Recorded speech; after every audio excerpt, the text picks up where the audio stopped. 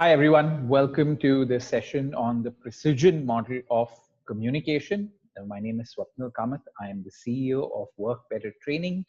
And along with me, I have Arunima Kamat, who I introduced to you in the last session. Arunima Kamat is a content specialist in the sphere of soft skills and behavioral content. And she has put together all the content when it comes to the coaching program that you are going through. So if you love it, she is responsible for it.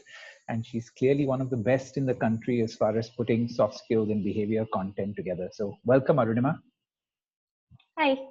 Yes. So Arunima's, like I told you all the last time, Arunima's job is to although she's created the content, is to play the role of a student and to think of the possible questions that that people who are attending this class could have, or if I miss on something while putting this class together. So that's the role she's going to play. So intermittently, she's going to be asking me questions or possibly bringing my attention to stuff where I may go wrong or miss out on something, right? So today's topic is an extremely exciting topic. In my years of teaching the subject of communication skills, I have again realized that the precision model of communication, understanding this, is as important as it gets for anyone, right? And even if you really put your mind to this session and you understand how to make your communication more precise, our promise of getting you 50% better at your communication will come true both in writing and in your verbal ability of doing it, right? For a bunch of y'all, just attending the McKenzie pyramid model of communication and really understanding how to structure your thoughts and in turn your communication must have been a big eye opener, right? I remember when I learned that, it was a big eye opener for me. And exactly like that, learning the precision model again was a big eye opener for me when I first started studying the topic of communication skills in business, right? So I'm hoping you have a similar kind of feeling. This topic is stacked with a lot of different exercises that you need to do before you get into the coaching class. So please ensure that you do those exercises before you get into the coaching class so that the 90 minutes that you have there with the coach become extremely fruitful for you. That's what we're hoping for. So without any further delay, let's get into the topic of the precision model of communication as a part of the CCP, or the communication coaching program, right? Now, before we start every class, I'm gonna keep reiterating on what effective communication is, right? Because if you don't understand the heart of what effective communication is, everything that we would teach you otherwise wouldn't make sense, right? So as discussed in the first class, as I reminded you in the second one, effective communication is about exchanging information in a way where it's understood specifically, clearly, and without any doubt. This is achieved through precise communication, right? So we started the first class by saying communication is exchanging of information, ideas, feelings. Effective communication is exchanging ideas and information in a way where it's understood specifically, clearly, without any doubt. That's the difference between just communication and being effective at communication. The second thing that we discussed in the first class, if you remember, reiterated in the second class, is that business communication, even non-business communication, but specifically business communication, is objective driven. So there's always a certain purpose, goal, or something that you want to achieve at the end of the communication in business. And that's the reason why you do that communication. You're never going to pick a call to call somebody in business if there's no objective. You're never going to make a presentation in business if there's no objective. You're never going to write an email unless there's a person goal for that particular communication. So all effective business communication revolves around you being crystal clear about that, what that objective is, and then trying through your communication to achieve that thing. As I've mentioned before, the big problem with our communication is that we're not crystal clear on what that objective is, and that's why the rest of our communication starts becoming a problem, right? Einstein actually very famously has a quote where he says, if you have 1 hour to solve a problem, spend, he says, 55 minutes on thinking of what the problem, defining the problem properly, and then 5 minutes on actually solving it. And I often say something very similar when it comes to communication. What I end up saying is I say that if you need to communicate, if you've been given a certain time to communicate, spend quite a lot of time on really thinking about who you're communicating with and what your objective actually is, and define that as well as you possibly can. And if you do that, your communication will end up being a lot more effective than otherwise, right? And of course, if lack of clarity and specificity in communication can cause misunderstandings, lead to wasted effort, and result in conflict between people, right? So when you don't get your communication right, all these things happen, which is a real waste of time and energy. And that's the reason why effective business communication is so important, right? Don't we know so many people that are very strong technically, and just because they can't communicate clearly, it leads to so much of wasted effort, results in so much of conflict, so on and so forth, right? So that's what tends to happen when there is no effective communication, which is there. Now, what is precise communication, right? Let's understand that first. Okay, so what is precise communication, right? So precise communication is a combination of making your communication specific yet concise, and focusing on making the communication clear and simple. And if you manage to do these three things when you're communicating, you will communicate in a precise way and in turn in a very effective way, right? And that's what we're going to train you on. We're going to train you on how to do each one of these three things. Okay, now let's start with specific communication. How do you make your communication specific? And I'm going to try to explain this to you through two or three examples to start with, right? For you to kind of understand what specific communication really is. Okay, now let's look at this example, which is there. Okay, so more often than not, when I typically put this in front of participants and I ask them to tell me which is the most specific of these 6 lines, right? Line 1, line 2, line 3, line 4. And if you want, you can pause it for a minute and give it a thought yourself as to which one of these 6 are the most specific. Now, I get very varied answers for this, right? Some people think the first one is the most specific. Some people think the fourth one is the most specific. Some people think the sixth one, so on and so forth, right? People tend to choose everything in the midst. And actually, you should give it some thought as well. Pause it and think which one is the most specific according to you, right? Now, if I had to give you an answer of these 6, the most specific communication is the 6th one, right? Now, I'm not saying that you always need to communicate like this, right? If you communicate like this, in most cases, people may think you're slightly off, slightly mad. But of these 6, for your understanding of what specific communication is, the 6th one is the most specific communication of the Lord, right? Now, a lot of people often mistake specific communication with short communication. And as a matter of fact, specific communication is the exact opposite in a way of short communication, right? And you will, as we go along, you will understand why it is different from each other. Now, very often when I'm sharing this example, I tell people the origin of this example, right? Of where I actually thought of putting something like this down. So I have a driver whose name is Guru, and Guru's been working with me for the past 10 years.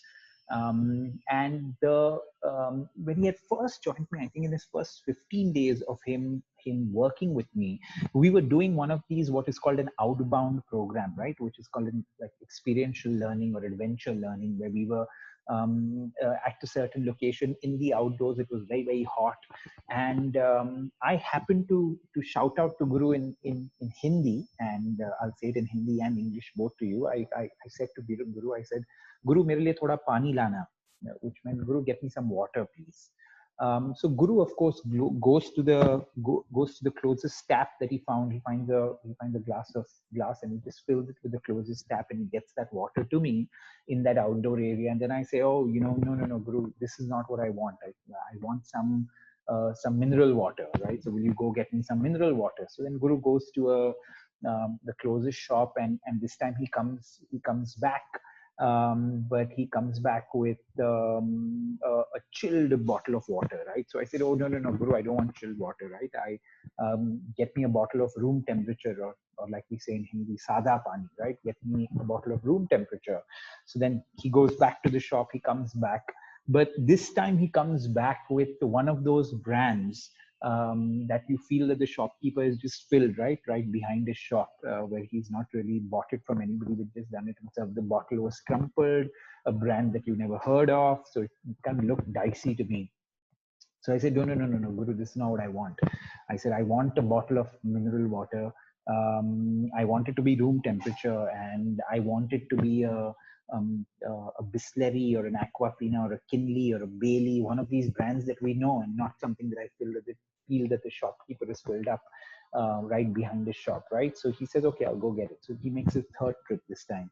And this time I see him coming back, and he's coming back empty handed. So I'm wondering what's happening. So he comes to me and he says, nahi hai unke paas, they don't have it, right?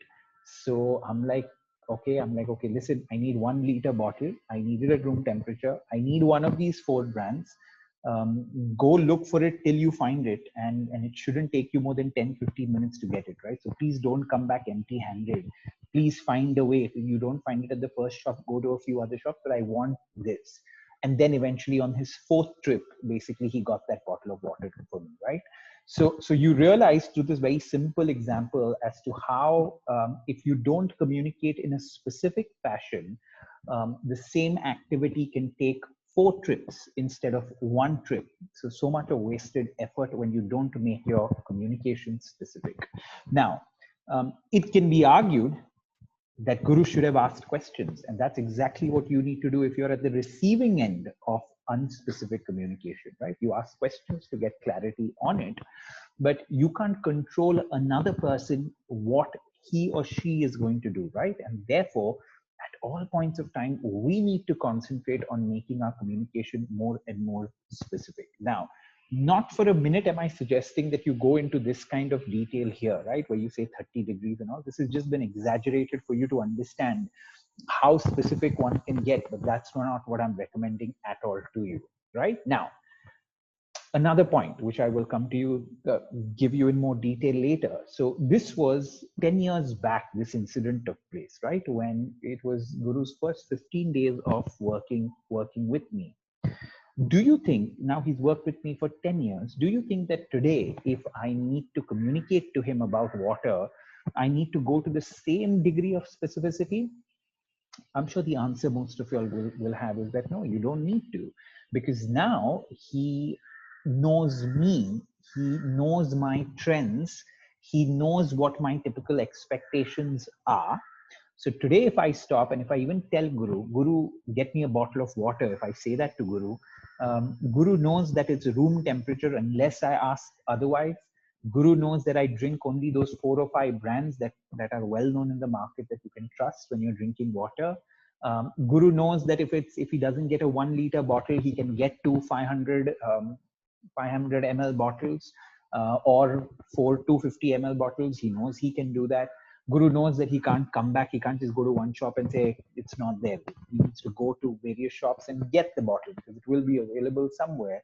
So he knows all of these things already. So today when I'm communicating with him, if I just say, get me a bottle of water, it's enough.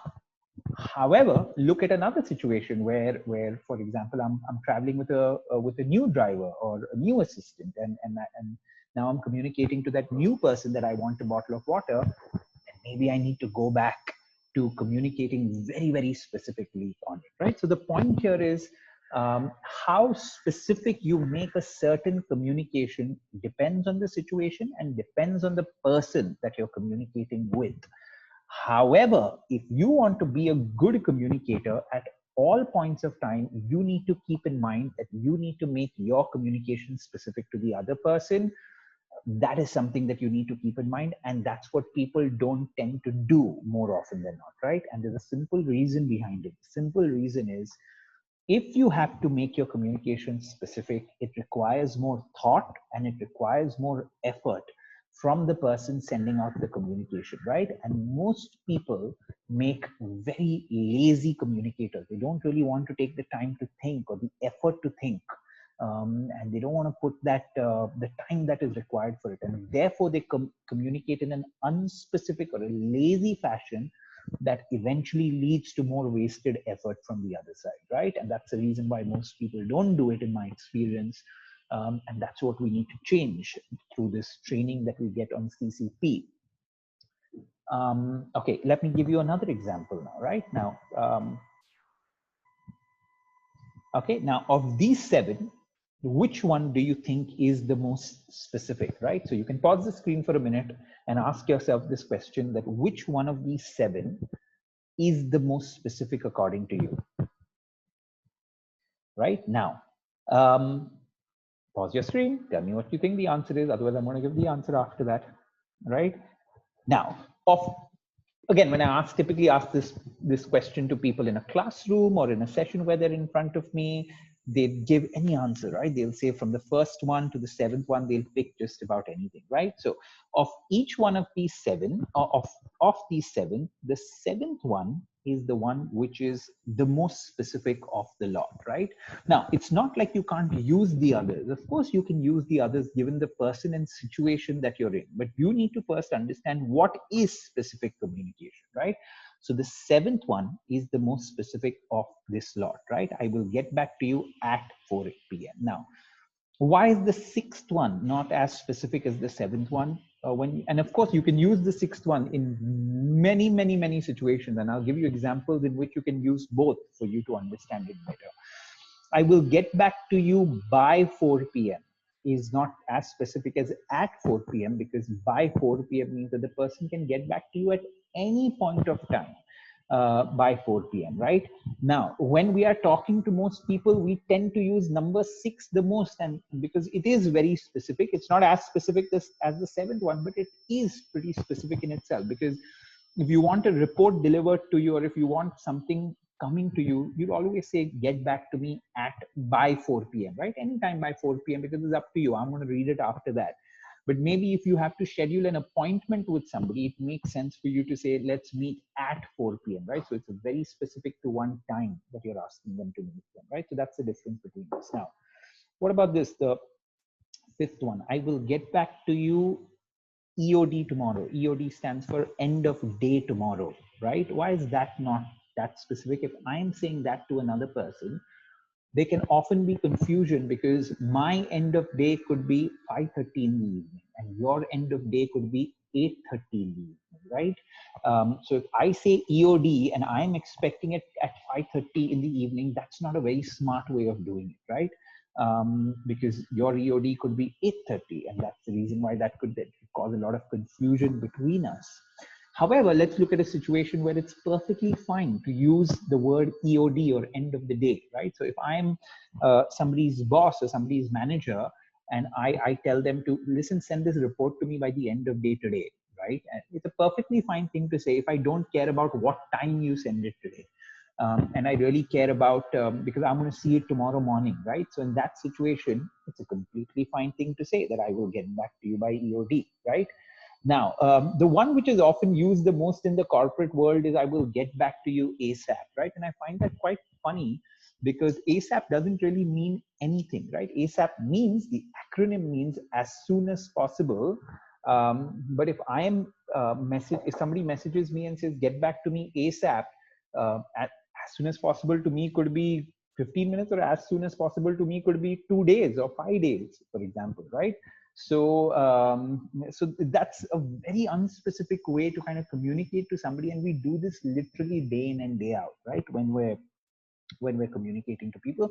However, having said that, there's still a space for that, as long as you're clear, because through ASAP, you're getting across the fact that there is a certain amount of urgency there, but you're leaving the discretion on when to get back to the other person. By discretion, I mean you're leaving the option of when to get back to that other person while communicating your urgency to it.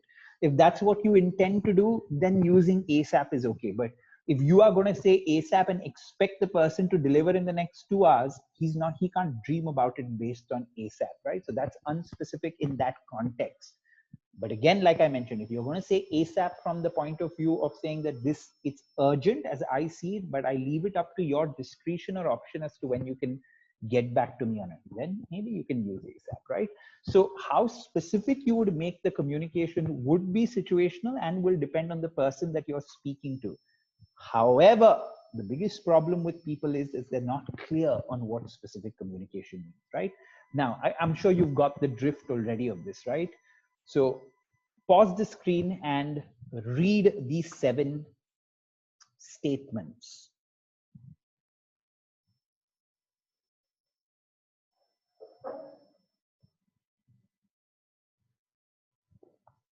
Right? So I'm sure you got the drift of this thing.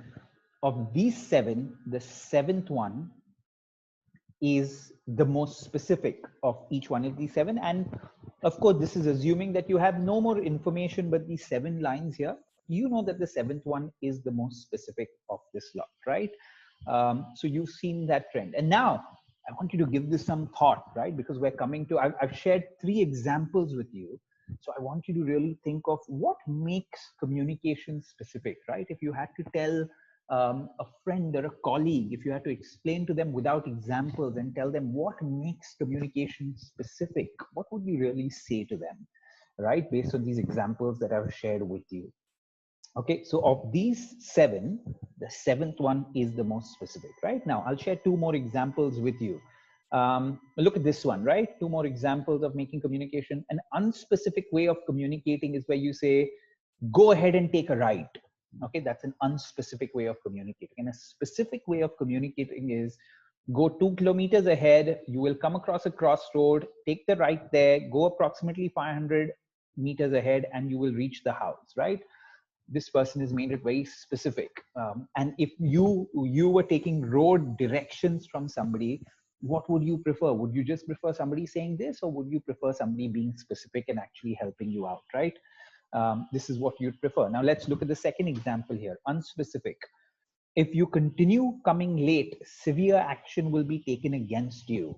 Versus specific way of communicating this, if you come late for 3 days in a month, we will be forced to cut a day's pay from your salary, right? So of these 2 statements, this one is the more specific one. And like I mentioned earlier, when it comes to specific communication, you can keep making communication more and more and more specific, right? You can go on and on and on with making stuff more specific. But each and every person needs to decide how specific they need to make communication for what situation. Now, in the working world, and especially the corporate world, very often the most common word used is, can you make this more specific, right? That's a word that is used so often, asking and requesting people to make stuff more specific in nature, right?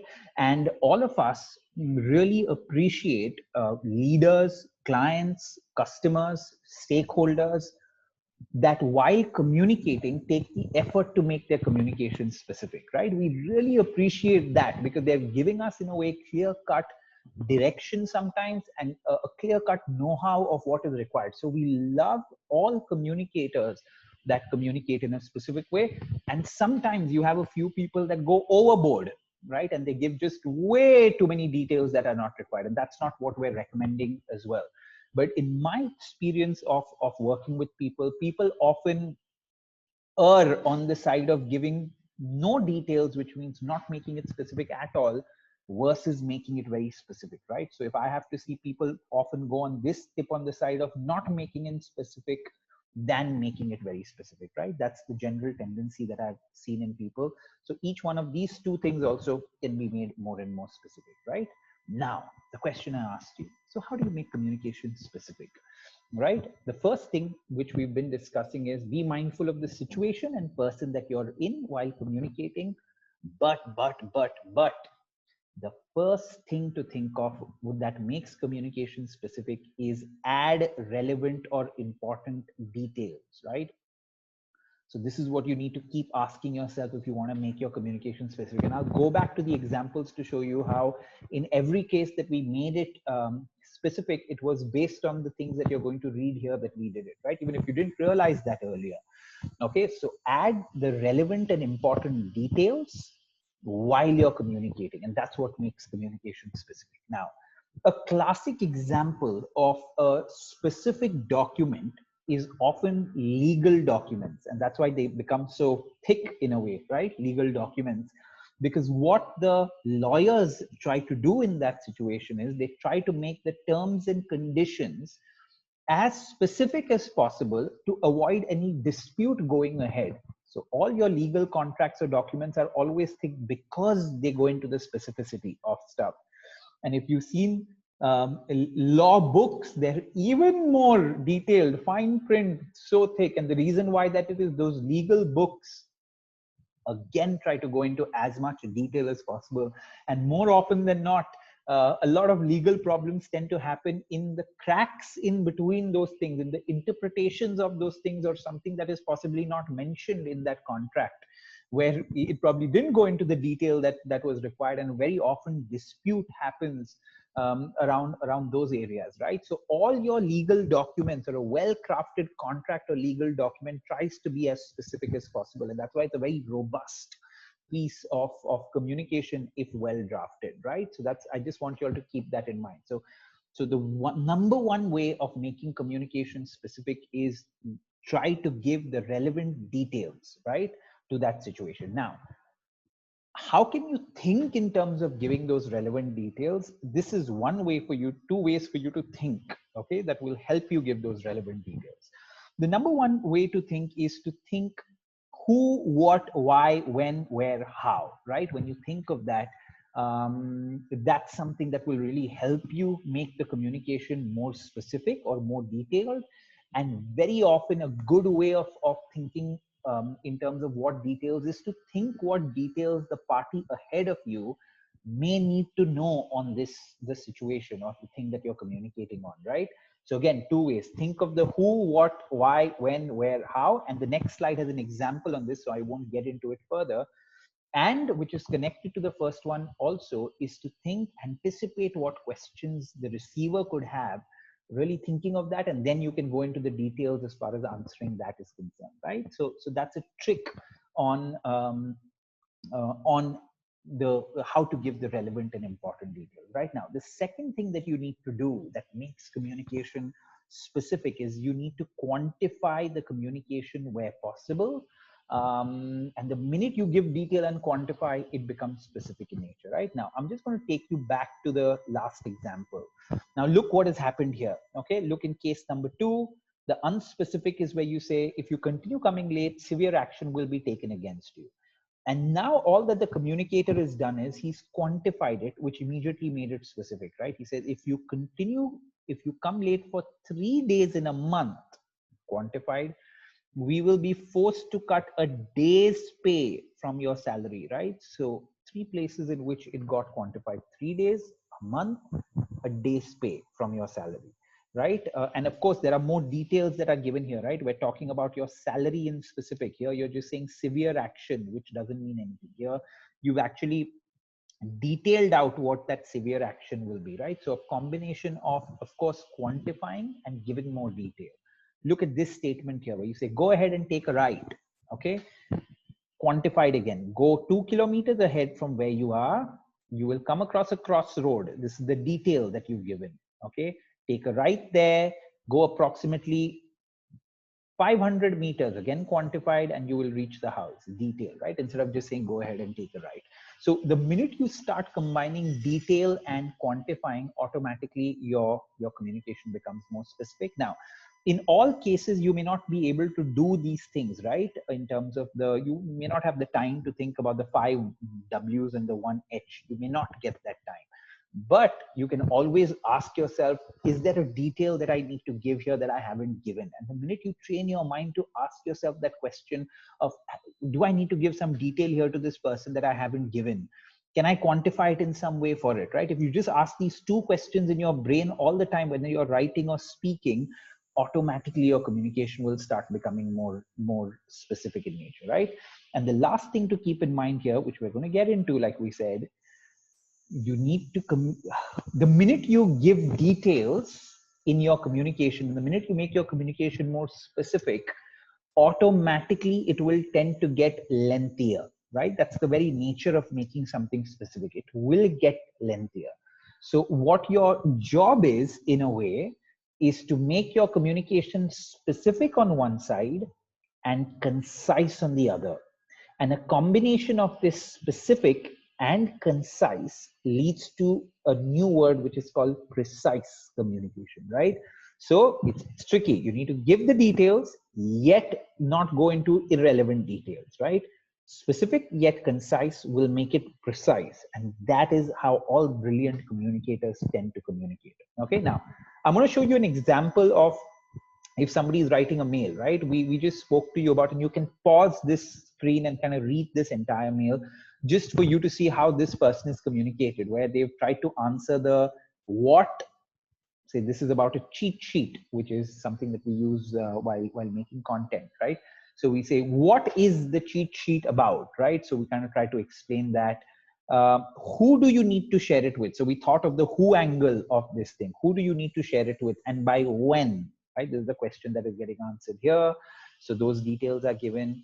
Now the process of creating a cheat sheet, which means how do you go about creating this cheat sheet? So just kind of stop on this thing and read the entire mail for you to see how this person has used the technique of thinking of what the 5 W's and the 1 H could be. And they've also thought of what are the questions that could be there on for the party on the other side. And they've thought of these two things and then crafted the entire mail, which has ended up making the mail a lot more specific than it would have been otherwise, right? So that's the kind of technique that you use in what you do, right? Now, you need to, of course, read this entire thing, pause the screen here, do these exercises, because this is the exercise that you need to carry into your coaching session, okay?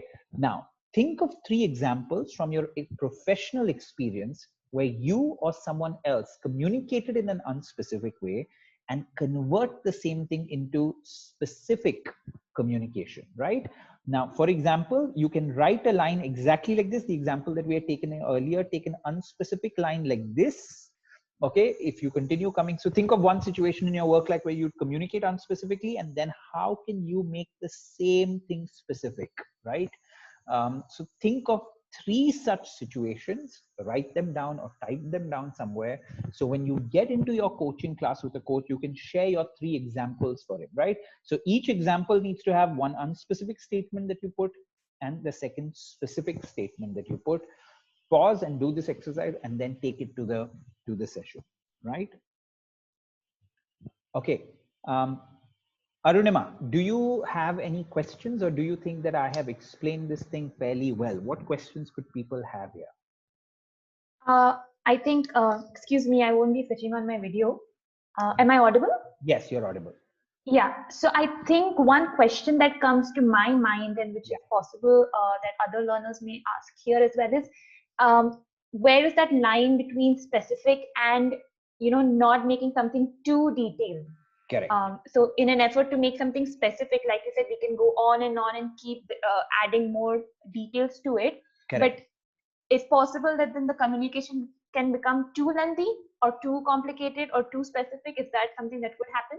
Correct. Absolutely. So that's the point that I was making earlier, right? While very naturally, when you make your communication specific, it has it will become lengthier, and sometimes that lengthier could lead to a lack of attention span from the other person, or more confusion that can happen.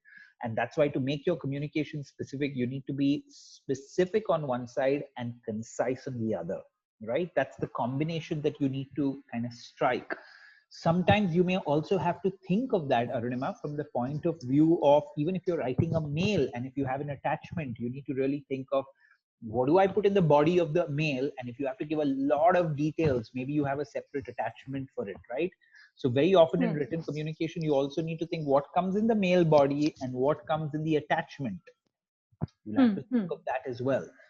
However, a lot of people, and I've seen this, because they don't want to take the effort of thinking, and they don't want to take the effort of actually detailing stuff out. They miss out on so many details under the garb or under this thing of saying, no, but I want to keep it short, right? Now, in your attempt of keeping it short, you have missed out on the required details that are there, which didn't help the opposite person understand the issue specifically, that didn't help meet your objective. So both things weren't met because you are lazy and you just say, no, no, I want to keep it short, so I'm not giving the details, right? And that's not quite the way this entire thing works, right? You need to, in business, you need to give it some thought. You need to make your communication specific and concise on the other side, right? So that's the combination that needs to be struck at all points of time. Okay, so now let's go to the second part. Since we've spoken so much about the concise communication, let's look at that a little, right, as to how that works. Now, what is concise communication? Being concise means to be able to convey everything that you want to say in as few words possible. And this is why communication is so tricky. I just told you to go into detail. Now I'm telling you that you need to control the details, right? Means to be able to convey everything that you want to say in as few words as possible. It involves stating only the important and relevant information and avoiding irrelevant ones, right?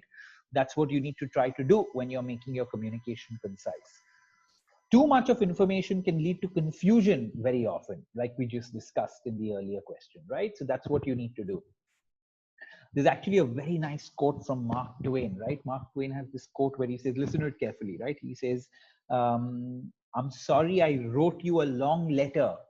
I didn't have the time to write you a shorter one, right? That's such a beautiful way of putting it. I'll repeat it. I'm sorry I wrote you a long letter. I didn't have the time to write you a shorter one, right? Winston Churchill had another kind of quote on concise communication where he said, um, ask me to speak for 5 minutes and you'll have to give me 2 days to prepare. No, I actually said, ask me to speak for 2 minutes and you'll have to give me 2 days to prepare. Ask me to speak for 2 hours and I'll start right now, right? And what essentially he meant by that is it's so easy very often for a person to just blabber their mouth off, right? Or keep rambling or just keep talking about stuff. Easy. But if you want to get your thought across in a very concise manner, right? And actually in a more precise manner, that takes a lot of effort. It takes a lot of thought. And that's why the great communicators like Winston Churchill and Mark Twain, that's what they have to say about concise communication. Okay. Now, how to make communication specific, how to make communication concise, some simple rules, right? Once you've kind of taken the effort of thinking about what are the details that are there, actually go about thinking, and especially do this when you're writing. Once you put down the details, give it some thought and think, are all these details really relevant? Or can I delete anything out of that? The other thing that you need to ask yourself, the second point, people make so much of errors here, right? Are there any unnecessary sentences or words that I've just added in this email for the sake of it, or is it something I can remove? And the third thing that people very often do is, have I repeated a point several times in different ways? Because they keep saying the same thing again and again, but in different ways.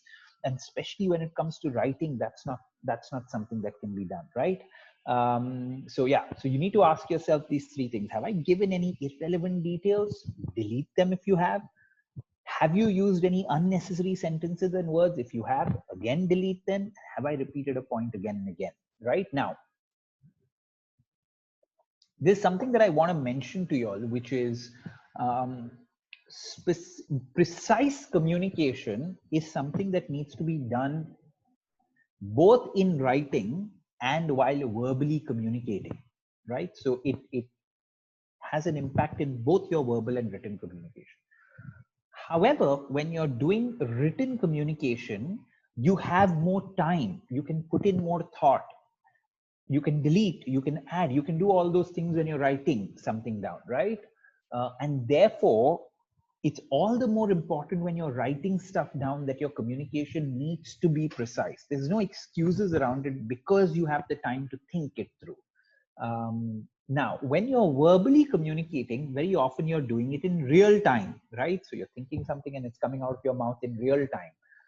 However, if you are going into important meetings, important discussions, that's why it becomes pertinent that in those meetings you really write down your thoughts in advance as to what you're going to say, and really put that thought down or structure down in writing first before you get into that important meeting, right? So that process of putting stuff into writing will help you in a way keep your communication precise, right? And that's why today in the corporate world, more often than not, our customers and our senior stakeholders will ask us to make a presentation, because the minute you make a presentation, it forces you to put your, although you're speaking, it forces you to put your thoughts down into writing. And the thing that you put into writing can help you make your communication a lot more precise than otherwise, right? And that's why you're asked to make presentations so often. That's the logic behind it. So my point is, make your communication precise, whether it's verbal or written communication, right? Do it in both cases. Now, coming back to how to make your communication concise, these are the three things that you need to ask yourself. Now, just a few examples, and I'd like you all to read these examples for you to get a gist of how you can say something with a lot of words, and then how you can kind of delete stuff that is irrelevant and make it slightly more concise, right? And this is what you need to do with all your communication.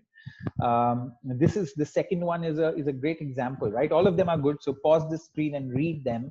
But it is to be hoped that we discover a means to create an absolutely proper and fitting tribute to Professor Espinoza, right? So this is a long thing, and instead you could just say, we hope for an appropriate tribute to, so you can totally kind of make it much more concise than what it is, right? So yeah, this is how you go about making your communication more concise. Okay, now your second exercise is, I'll come to your second exercise later. Arunima, do you have any questions on concise communication? Do you think I have missed out on stating something here? No, I do have one question though. Yeah. That is my very question, that in written communication you have the time to edit, Yeah. and make your communication concise, but in verbal not as much. Now for an important meeting I can definitely prepare in that manner and go. But what do you have any tips for someone who generally has a tendency to just talk too much, give too many extra details? When you are asked a simple question, you get into this whole saga of other details. Is there any points that you can give to a person who can kind of make their communication concise in these situations? Correct. So my in a way golden mantra towards making your communication effective is to speak in points, right?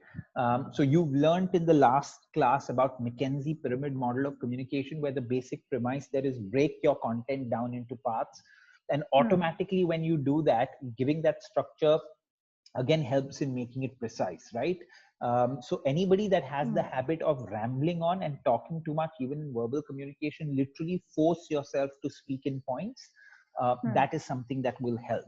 The second thing that will help is just being conscious and aware of your own communication. And I really hope that you have colleagues that are friends, or somebody that can give you feedback if you're the kind of person that keeps talking or keeps rambling or keeps blabbering in a way, right? If you're one of those people that can't get it, I hope you have colleagues. And if you've got those feedback, the only way to do it is by being conscious. As a matter of fact, even if you've not got the feedback, from today onwards, be very particular about keeping your communication concise, especially when it comes to business contexts, right? Tomorrow, if you're going to go for a meeting to your counselor, or your therapist, right? That's not the time to keep it concise in a way. They expected you to share your thoughts in the way you want to do it. But in a business context, they are expecting you to get your thought across in a concise way, right? Very often in a lighter vein, this is what I share with people. In our educational system, we were often given more marks to write longer answers, right? The more pages were filled, the more our teachers thought that we knew our stuff. So we literally have like 15, 16 years of experience of trying to fill up space in something. And then all of a sudden, when it comes to the context of work or business, we're expected to get our thoughts across in the shortest possible way, right? While ensuring that you're getting the details and quantifying it, right? So very often we get confused between the two. And we don't do it well, right? So my recommendation to somebody that faces that problem is, of course, break it up into points, which is do it in the McKinsey way. And the second thing, be aware, be conscious about it. And that's something that will help you, right? And the third, of course, the thing that I shared is, before important meetings, ensure that you go prepared, right? So you know exactly what you're going to say. So you've made it specific yet concise. You've done that, so you don't miss out on anything, and yet you don't go into too much of detail there. If I had to share a fourth point, Arunima, what I would share Mm-hmm. is, and this is what I especially share to people when they are making presentations to people. What I share with them is I tell them to be fully aware, if possible, how much knowledge the other person has on the subject that you're going to speak about, right? Hmm. Because if the person knows a lot about that subject already, you don't want to tell him stuff that he knows already, right? That's a waste of time telling him stuff that he knows already. So try to gather how much knowledge or know-how the person in front of you or the people in front of you have about that subject. However, if you Correct. don't have that know-how prior, what you can do is you can make your presentation or discussion very interactive, where, for example, you can tell them that there are three things I want to discuss with you. Tell me which one you want to go into great detail in, because I don't know how much you know about the subject. So please tell me that you want to go into more detail here, you want lesser detail here, you want just an overview here, right? So do Hmm. that conversation with the person ahead of you right at the start, telling them that I don't know how much you know. So you need to tell me where you want more details and lesser details on that subject, right? So that's what you can do in a kind of one-on-one discussion or a one-to-many discussion with people for that. Mm-hmm. Hmm? Got it. Does that make sense? Yes, absolutely. Yeah, good. I Any other had one questions? more question, but this is actually related to specific communication. Ask it, please. Yeah. So I am wondering why do people not make their communication specific? Yeah. So this is something that I discussed right at the start, right? People don't make their communication specific to start with because they are rarely trained on the subject of communication, right? So I believe most people don't know this. Like I didn't know this before I started studying this subject myself, that you need to make communication Mm-hmm. specific. So they haven't been trained on it. And for the people that are trained on it and yet don't do it, very often, like I said, it's just people being lazy Mm-hmm. around it, because that is what leads to it, being lazy in thought. And when you need to make communication specific, it takes a lot more effort around it. And again, like our Understood. entire course is, right, our entire course is language agnostic. So what language you speak in really doesn't matter, right? Because the specific, concise, all these concepts are across all languages. So even if you're communicating in Hindi, you still need to be precise in the way you communicate. And even if you're communicating in English, you still need to be precise in the way you communicate with people, right? So literally in all situations. Yeah. Got it. Yeah, good. Now, this is the exercise that you guys, you've read the exercise. Your exercise is write an invite for a surprise formal party that you're planning for a close friend or a loved one. Your message must include all the necessary details, but shouldn't be too long. Add any details you deem relevant, necessary, and information and important. Your objective is to write a clear, specific, and concise invite, right? So please write this invite and take this the exercise that you've done to your coaching class and show it to your coach. Get his feedback on the same thing, and that'll be interesting for you, right? So we're getting you into the habit of actually putting your thoughts down, getting you some practice around this. Okay. So yeah, let's move on, but pause it here and finish this exercise. Now, let's move to clear and simple communication. Okay. Okay, so how to make your communication clear and simple to the other side, right? We have 5 points here. The first one, of course, is break your communication down into points, which is the McKinsey pyramid model. We're not going to go into the details because we've done this in our last class. The number two thing is simplify your language. So that is something that you need to do. Number three, illustrate and use diagrams where possible. Number four, share examples to elaborate on your points. And number five, encourage the receiver to clear their doubts and ask questions, right? And we're going to go into each one of these points into detail, right?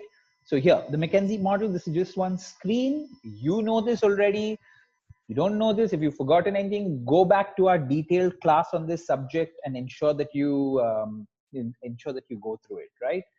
So this is point number one. Now, point number two, what does simplify your language means? It means avoid jargons, short forms, abbreviations, difficult words that the other person may not understand. A lot of people think that using big flowery words is good communication, but if you're going to use big flowery words that the other side does not understand, that is not good communication, right? So don't mistake using flowery words with big communication. I remember this time when we were dealing with a client, and there was this very senior stakeholder that came, and he gave a speech for 20 minutes, and that person was such an eloquent speaker. He used such big words, and after those 20 minutes, when I asked the people saying, have you all understood what the person said, they said, kya acha bola par kuch samajh mein nahi aaya, right? um, and while you may have a good vocabulary, that doesn't necessarily make you a good communicator, right? Because a good communicator will dazzle you, but he will dazzle you in a way where you understand everything that he's trying to say, right? So ensure that you keep your language simple. Ensure that you don't use jargons. Now, what does jargon mean? Jargon essentially means do not use technical words, right? As far as possible, because however intelligent you are, you may not know the technical language in a certain field. Now, the example that I give more often than not is that if you are a very intelligent lawyer speaking to a very intelligent doctor, right? Both of y'all are like superstars of your fields. However, when you are speaking to the doctor, if you're going to use legal jargon or legal technical words, however intelligent the doctor on the other side is, he's not going to follow what's happening. And on the other side, when the doctor is speaking to the lawyer and he uses complicated medical jargon or technical words, however intelligent the lawyer is, he's not going to understand what he's saying, right? So that's not going to happen. And that's why that our most favorite doctors are the doctors that can simplify the matter for us, where they don't use technical words and yet manage to explain something to us. And we love those doctors. Our favorite lawyers are the ones that can explain something to us very simply without using the technical words or jargons connected to it, and yet explain that matter to us, right? And that's the kind of communicator you need to be. If you remember, our favorite professors were the ones that took very complicated stuff but didn't use that complicated language. They used very layman's language, a very simple language to communicate to someone, right? Now, yes, so if you must use some jargon or can't find a better alternative, explain it when it first appears, right? So that's a very good practice to have. So being very aware as a communicator, explain what that term means. And once you explain what that term means, you've simplified the term, and then you can go about using that term if required. The same thing that you can do as far as an abbreviation or acronym is concerned, right? So if you're especially writing, so when we're writing, more often than not, say an email, first we will write communication coaching program, put CCP, and then subsequently, if we have to in that same communication coaching program, then we can use CCP, right? Because the first time that you wrote it, you put a bracket there and you kind of explained it to people, which made it clear in their head as to what it was. And then you can use that short form subsequently while writing, right? So that's the way you can use abbreviations in an email as far as you do this. And where possible, say if you are speaking to another person and if you realize that they are more comfortable in Hindi and you know Hindi, both of y'all can speak in Hindi, right? You shouldn't be in a situation where they're more comfortable with Hindi, you know Hindi, but now you're speaking English with them, right? That's something that doesn't work. And the same thing in any language. So as far as possible, try to understand what's the language that the party on the other side really appreciates, likes, understands well, and try to use that language if you're comfortable with that language. In a lot of cases, you will see that, especially in the context of work and business, even if you know a language a little bit, and the other person is comfortable with the language, and at least you start the conversation with that language that they're comfortable in, they feel better about it. They feel more respected that you're taking the effort of doing it. However, you don't want to be in a situation where you don't understand the language well and try to conduct the entire conversation or discussion in that language, because that could again lead to more confusion, right? But you want to do that to just show respect and bring that person on the same page as you, right? So these are some of the things that you can do to simplify your language. No using jargon, no using abbreviation where possible. Don't use complicated words, and choose a common language, right? And if you have to use the jargons or short forms, we've already told you what you need to do, right?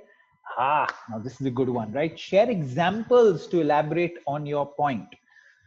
For years we've said this in Hindi in a way, right, where we've said udharan de ke samjhao, which basically means share an example to make your point. And if you've seen throughout this presentation or any other presentation, we've tried to explain everything to you through examples that we've given you, right?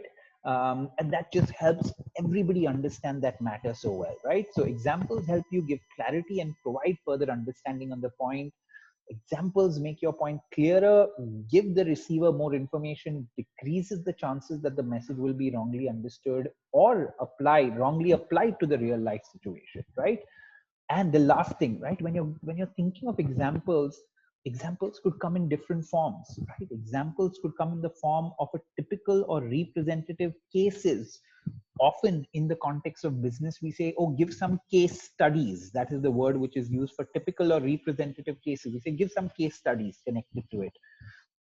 Very often an example could be in the form of a sample that we show on something. A good way to explain it, right, where you actually bring your product as a sample and you show that product to people, or you show a sample of a poster or whatever it is. The minute you show a sample, that becomes like an example that you're giving people. And the last thing, of course, which is references, right? If you want to communicate to people in a simple, clear way that you understand them, show them references, because often people understand much better through references than they would than in any other way, right? So always keep these 2 or 3 things in mind. You think, okay, I need to give some examples, but the examples could also be in the form of some case study or some typical case connected to that thing, or it could be in the form of some sample that I show people, or it could be in the form of some references that I give them for them to understand it. Now again, like we were having the discussion, each one of these things, making your communication clear and simple, takes a lot more effort, right? Just speaking in a way that you would like it takes no effort, but to actually think of making it clear and simple to the other side, you need to take the effort then to give the reference to them, to give the case to them, to give the example to them, right? And that's why all good communication takes more time, takes more effort, but it's worth the time, right? And you know it. Okay, so now this is just 2 examples. We've explained everything through examples here, but now if we're going to make the point saying, when giving feedback to your team members, make sure that she understands the implications of the behavior, right? So if you just need to make a point like that, a person may understand it, but he'll understand it even better when you share the example connected to what you're trying to say or what the point is, right? So pause it and you can read these things. So when you say, use the sandwich method of giving feedback, right? So if you can say these things and then give an example connected to it, so the minute you give the example, the person will understand what this sandwich method means. And essentially, for you all to know what the sandwich method means is, start by saying something positive, right? So this is the positive thing. Then you can give your critical feedback, or in a way your negative feedback or your critical feedback, and then try to end on a positive note again, right? That's what the sandwich way of giving feedback means. Start with positive, give some constructive or critical feedback, and try to end with something positive again, right? So we've said this thing, use sandwich method, explain what it means, and then show the example. And the minute that example is shown to them, the person on the other side will start making more sense to them, right? So we've done this entire presentation like this, but at all points of time while explaining, try to think of examples. Even if you're talking or trying to teach your children for that matter, the best way to do it is by giving examples. That's how they understand the matter that much better. Okay, now the 4th point here in terms of making your communication simple and clear is illustrate and use diagrams where possible. Now, okay, visual communication such as drawings, illustration, and images makes it easier for us to explain our message, understand, and even remember that matter, right? Using diagrams, charts can help convey a complex message in a simpler manner, right? That's what it does.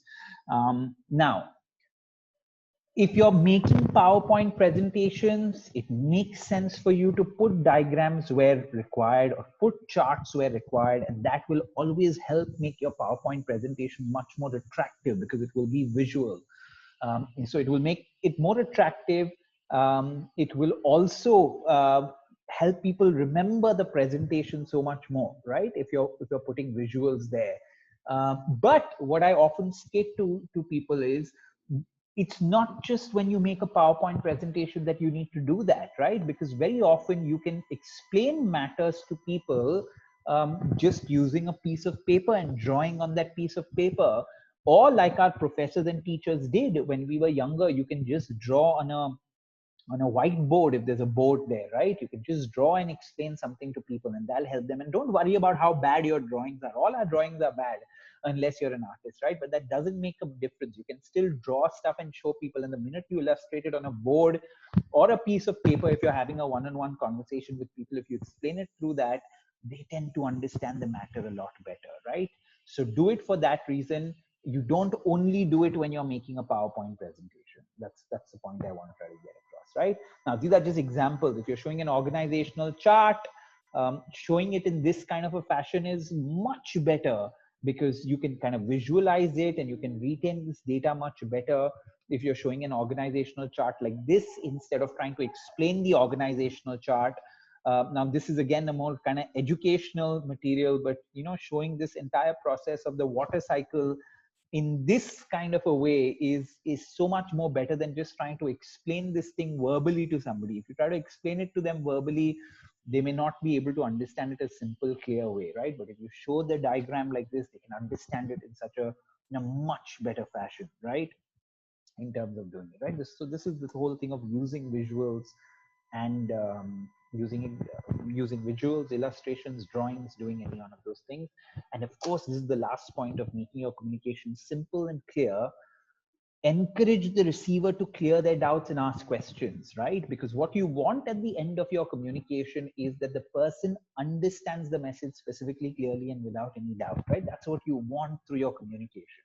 So if you're having a face-to-face discussion with anybody or a video chat with somebody, be very mindful or be very careful or be very observant of their body language and facial expressions when you're speaking to them, right? Because their facial expression, their body language will give you a few clues on whether they're understanding the matter or not, right? So you need to be very observant, and that's the reason why this face-to-face communication becomes so important. And if you get a clue based on their body language that they're not clear on a certain thing, ensure that you stop them, write them, and politely ask them whether there is some confusion or whether they need some clarity on that subject. If you pick up that body language from them, that's what you need to do, and be very observant of that. And the other thing to do is, especially when you're using the McKenzie pyramid model and you're breaking your communication up, say, into 3 parts, at the end of every part, ask the person, encourage them to ask you questions, right? Say, is this clear? Are there any questions that you have here, right? Ensure that you do that, so that they're encouraged to ask questions and get full clarity on this. And very often we don't do this. And a lot of people on the other side are often shy, often scared, often feel stupid, and they feel that they can't ask questions. So these are all the thoughts that are happening on the other end, right? And you want to kind of make them feel comfortable by breaking it into parts, and then at every part asking them, right? Have I made myself clear? And also observing their body language and doing it, right? And you also want to do it right at the end of your communication, where you ask them, okay, now we've been through the entire thing. Do you have any questions? So then nobody can accuse you of not being a good communicator when you've done this so often, right? Now, when you're writing emails, this is a health practice, in my opinion. End each one of your emails, especially if you're explaining something, by saying, please let me know if you need any clarifications on the subject above, or say, feel free to call me if you need any clarifications on the thing above. So again, through your written communication, encourage people to ask you questions and clarify whatever doubts they may have on the subject, right? So you want to do it through kind of both methods of doing it and not just one, right? So that's the thing that I would encourage here. Now, yes, before we go to this exercise and I explain this exercise to you, Arunima, do you have any questions with regards to this section on simple and clear? No, no questions. Okay, I've done a good job. Thank you very much. Yes. Okay, now, this is actually a very famous quote from Einstein, where he said, While speaking to people outside your area of specialization, speak to them like you would to your grandmother or an 8-year-old, right? And Einstein very early on realized the importance of simple communication and clear communication, because he realized that he would come up with a lot of intelligent stuff on a lot of complex matters. But if he couldn't explain it to laymen, and women, it would be a big problem if he couldn't do that, right? So he realized very early on that he needed to master the art of simple and clear communication. So this is what he said. Now, this is what your exercise is, right? If you had to explain your job to your grandmother, how would you go about explaining it? Or if you had to, and sorry, not or, and if you have to explain your job to your 8-year-old nephew, how would you go about doing it? Now, remember that while doing this explanation, you need to be precise when you're explaining it, right? So it's not like you can't leave out any details that are required, and yet you need to make it very simple for him to understand. You need to do both these things. You need to be specific, and yet you need to make it simple for him to understand. So for example, if somebody is a CA here, you can't just say, oh, I'm a CA, and help him to understand. No, you need to tell him exactly what you do, which is specific, and yet you need to make it very simple in nature. So think of how you would do it if you had to communicate to your grandmother. Think of how you would communicate what you do exactly to your 8-year-old nephew, right? And write down these answers of how you go about doing it. And when you go into your coaching class, ensure, right, that you share what you did with your coach and see what his feedback on that thing is, right, to you. So this is the third exercise that you're going to have, and you have a lot more work. We want you to get, our promise is to get you 50% better at your communication. That's not going to happen unless you put in the hard work, like we are putting the hard work, right? So this is the third exercise that you need to do. Okay, now from this session, what are your key, we put 3 takeaways, but what are your 3 to 5 big takeaways, right, from this session that you're going to have, right? What we mean by takeaways is, what are the things that you are going to do differently now that you've learned these things, right? What are the things that really hit home? In the live session, when you are with your coach, you are expected to explain your takeaways to the coach, and you are also expected to summarize the content of this lecture. What have you really understood? Because like we told you, the best way to learn is to try to teach them, right? So you're going to take this content, and exactly like I'm trying to teach it to you, you are going to try to teach it to your coach, right? And he's going to help you in between, right? So what are your takeaways? You need to tell your coach about that. And then you need to also ensure that you summarize this entire discussion. You're going to get the slide to do that. And of course, if you have any doubts, the coach will clear it, right? So ensure that you make a note, pause here, make a note of what your takeaways are from this session. Okay, now there's another project that you need to do before you get into the classroom, right? Because this is a very important subject, and we want you to be fully prepared with this subject before you go to the classroom. Now, identify, this is what the project is, identify any 3 of your old emails where you did not apply the principles that you've learned today of making it specific, making it concise, and keeping it simple, right? So take those emails and rewrite the emails and make them specific, concise, and simple, right? And then when you go into your classroom, you need to be able to show, your coach saying, this is my before email, and this is what I've done after going through this class, right? So that before, after, you need to be able to show him, and you need to be able to have a discussion with your coach on that, right? What we want to see, ladies and gentlemen, through the communication coaching program is a tangible shift in the way you go about doing stuff, right? And the tangible shift happens only when you try to apply the learnings to your everyday life, right? So take your 3 emails, apply these principles, and then show your coach what you did before and now what you've done after. And remember, ladies and gentlemen, brothers and sisters, you're not going to get it perfectly right in the first few times. But the minute you start keep using these principles again and again and again, that's when you become used to it. So don't, although there is going to be a change almost immediately, you'll actually get used to it the more and more you start using it. And then making your communication precise will almost become second nature to you, right? You'll always be thinking on those terms, and you'll get habituated to doing it. And the minute that happens, that's when you get better, right?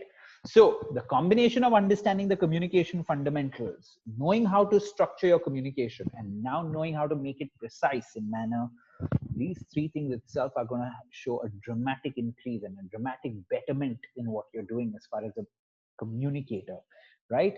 Thank you very much, everyone. I hope you have learned a lot from this session. I hope this session has been fruitful for you. If you have any feedback on these sessions, feel free to share it with us. Feel free to share it with your student manager, whoever that is. Arunima, do you have any questions for us before we end this session? No, none from my end, Swapnil. Okay, thank you very much, guys. I hope to see you all soon.